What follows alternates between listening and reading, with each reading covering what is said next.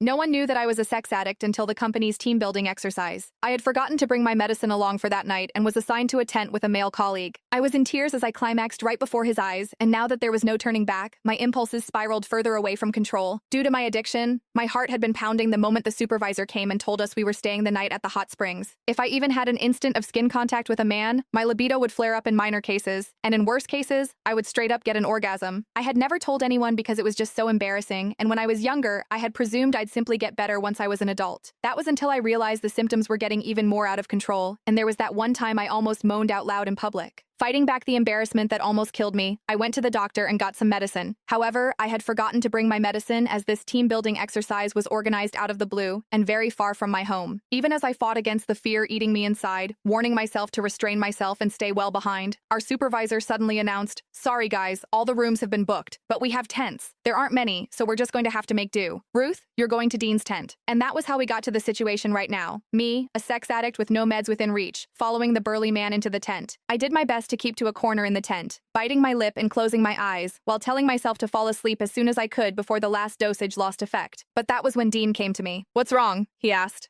I could feel his body warmth from my back, and my skin was already crawling. "Nothing. I'm fine. Please, just stay away from me." But even as the stimulation extended from my skin to the rest of my body, I knew the pain was coming. I checked my phone and only saw that it was midnight, 6 hours since I had last taken my pills. It was losing effect soon.